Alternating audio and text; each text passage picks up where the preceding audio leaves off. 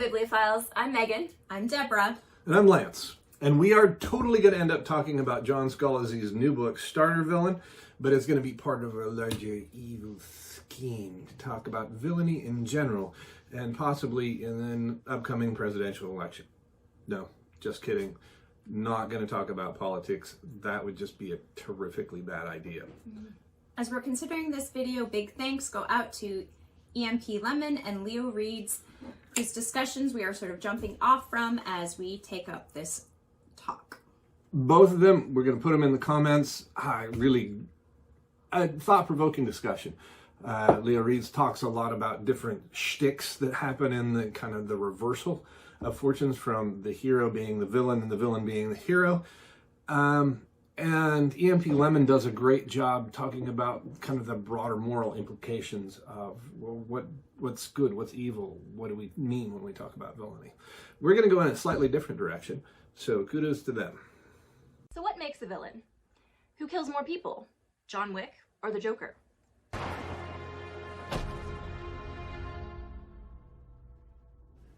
What have you done? Bloodied shoe prints as an orderly chases him throughout the corridors. That is the end of the full plot. So, is John Wick a villain because his body count is so high? Or is Joker a hero because he kills fewer people? Well, you may say, but he's the bad guy. But when we're talking about literature and movies, that creates a bit of a problem. Usually when we talk about a villain, we're talking about the person, group, or force that is against the hero or protagonist. So the antagonist. So Dr. Doom is the literary villain because he opposes the DC heroes. Syndrome is a villain because he opposes the Incredibles. However, things become a bit more difficult in movies like Despicable Me or Megamind. In Despicable Me, Gru is presented as a villain, but he's actually the protagonist of the story. Also in Megamind himself is a villain, but he inadvertently creates a true villain and has to be a hero in the end. So what really defines a villain or a hero? And so with the whole thing with the villains, like telling it from the standpoint of the villain, and in fact you're just inverting kind of the whole narrative arc. There are a whole host of books. At some point we will talk about them. Save the Cat being like one of the best for screenwriters. And it can be very formulaic that we have, we've got our introduction and we should have our main character and our enemy and the love interest and a coach and the helpers of the hero introduced in the first 11 pages. And then it goes on. Conflict. And then the conflicts, there's kind of the inciting incident when everyone is brought in to the story. And this is the thing that makes the hero, so that the hero is kind of locked in from that point on. And that becomes the obstacle or the thing that he has to overcome in the process of the story. And when we say this is a good story or it's a bad story, it's normally because usually we're invested in the characters, and our enemy, the protagonist, the villain, is normally an antithesis of the hero, that they're very similar in certain ways, and especially when it comes to their values. And the key values of our hero or protagonist is going to be the place where he is punched into happiness by the author over and over and over again.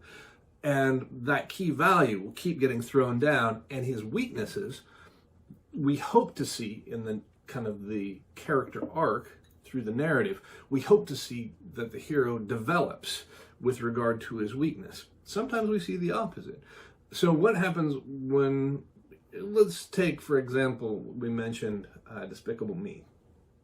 What are Gru's values at the beginning? How do those become, does he grow? So at the beginning of Despicable Me, he's just your standard villain. He has a bunch of minions and a mad scientist who do his bidding and create different schemes and weapons in order to steal various things.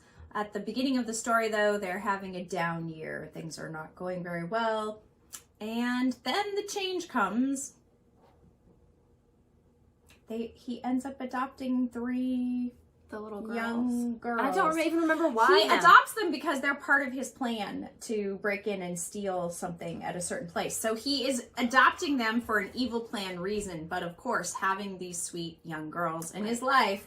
He adopts them Changes. to sell cookies to the derpy guy so he can break in Yeah. and steal back It's the part thing of that a he plan. made. Right. It's his whole, part of a plan to, Yeah. for a heist, he needs some girls. So it's really very evil. He goes to the orphanage and talks about his wife, Debbie. Debbie. I had no idea.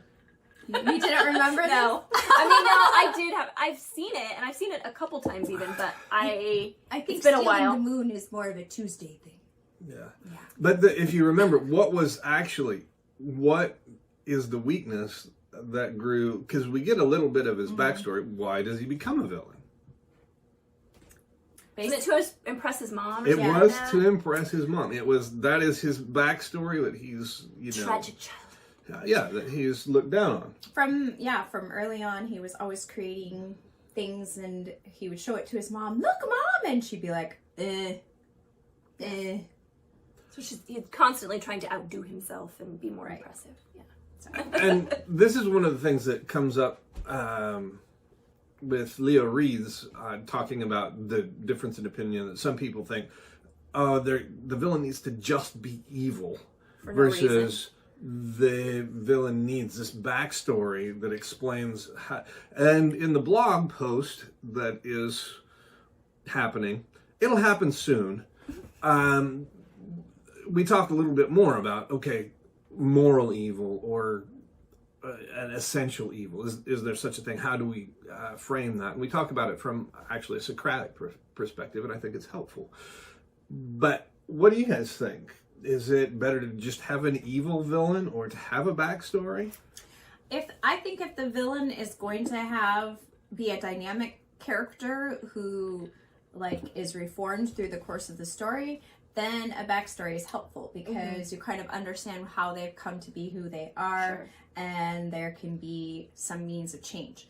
But if he's going to be a static character and just be evil throughout, then I don't really need so much backstory. That's my personal opinion.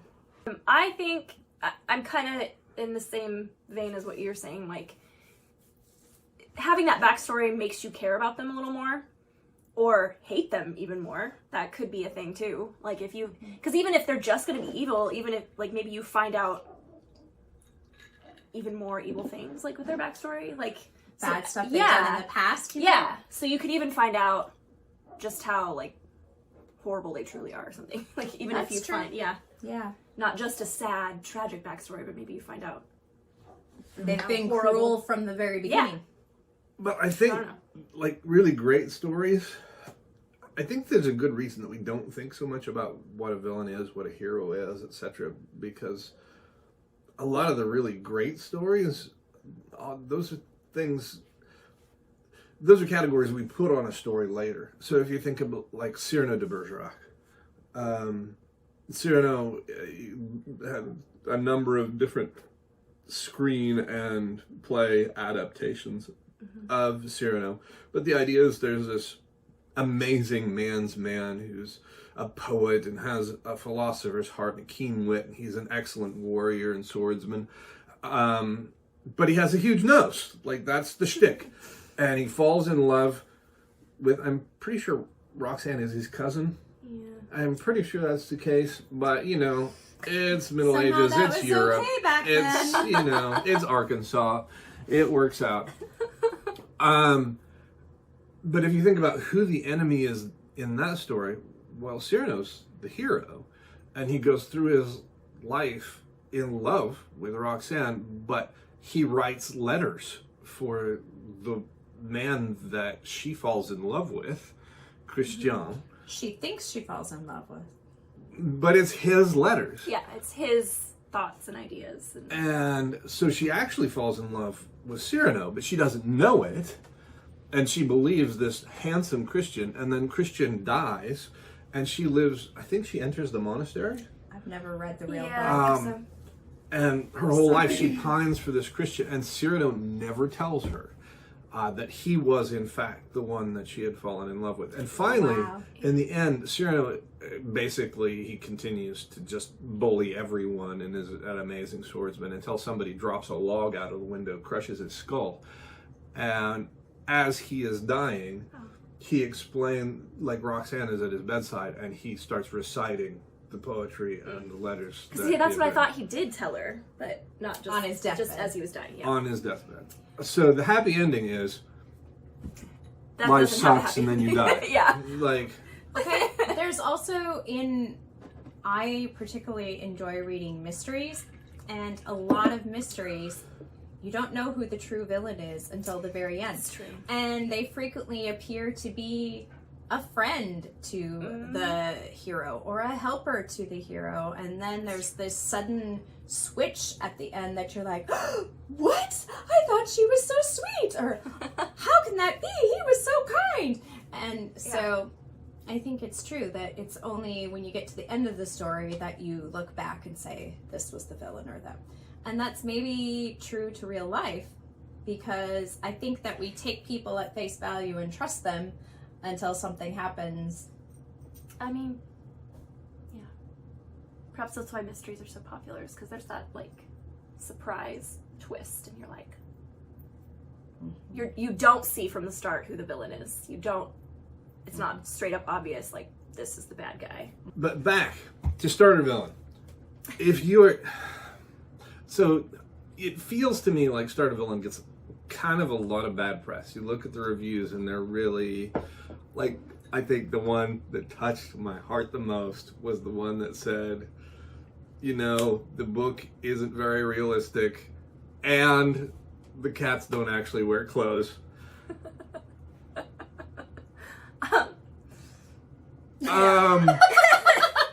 It's true. They don't. They don't wear.